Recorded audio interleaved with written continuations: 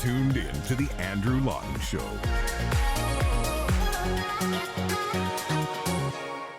Speaking with Rod Giltaca, who is the CEO of the Canadian Coalition for Firearm Rights. We're just about to begin the Integrity March on Parliament Hill. Rod, you and I spoke when this idea first was announced, and the pitch that you put was a really interesting one, and one that we don't hear a lot from gun owners, which is we want to be seen and we want to be heard. So what's the goal for today?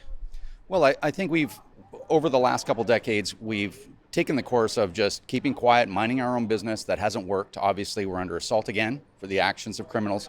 And I think our goal today is just for gun owners to just be proud of Canadian gun culture. We have a very vibrant gun culture. Guns are nothing new in Canada. They've been around since before Confederation. It's a very well adopted culture and well adjusted. And we just want to be noticed by the government, because what we've been doing so far in the last year or so just it hasn't worked. So we just need to be present, I guess.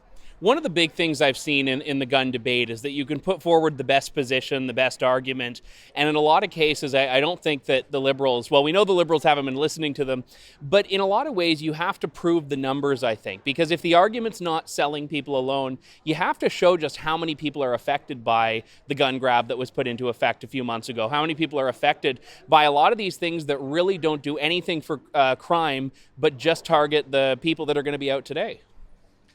That's absolutely true. That's a totally accurate statement. And gun owners are tired of it. I mean, at the end of the day, I'm just a gun owner too, trying to get the government out of my life. And no, the Liberals aren't listening.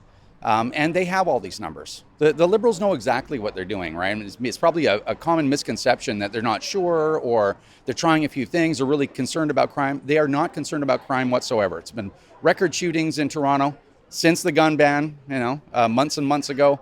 And it's not going to stop until we make more noise and say we're Canadians too. We deserve to be respected like everybody else, and that's what we're hoping to accomplish. We obviously know there could be an election at any point, so you don't know who's going to be the prime minister in 4, 5, 6 months, let alone a year. We know that there is this amnesty period that was put in with the gun grab, with the AR-15 and so-called assault weapons ban. So things could change in the next little while. Beyond the numbers, beyond these are how many gun owners there are in Canada, what's really the core idea that you think politicians of all sides need to understand about gun owners? Well, gun owners are almost all great people, right? We're vetted daily.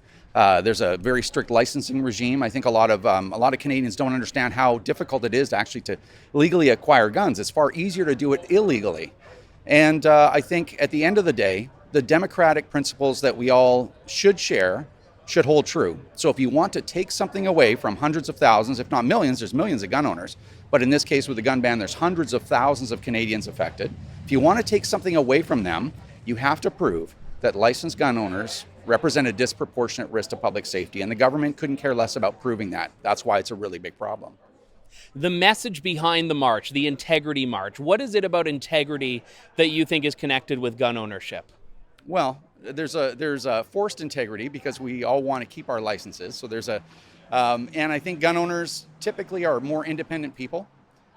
They want to just be left alone to live their lives and enjoy their lives and have some basic human rights, like the right to own property, which seems to be a problem in Canada. And we're really more with this march, we're demanding integrity from government, because what the Liberals are doing right now has nothing to do with public safety. It's entirely political. And that lack of integrity, especially when you're holding levers of power, is just unacceptable. What constitutes, in your mind, a success at this march? Keeping in mind it is the first time something like this has been done by you, by your organization, and I think the first time any even similar event has happened in almost 30 years. So I think if we're able to rally 1,000 people, that would be just fantastic. I mean, you got to keep in mind there's a pandemic going on, there's restricted travel, there's a lot of businesses are running at 50% capacity. The hotel can only rent every third room. There's a lot of things going against us. So if we were able to achieve 1,000 people, I think that really speaks volumes to how important guns are and the ability to own and use them are to Canadians. Thanks for listening to The Andrew Lawton Show.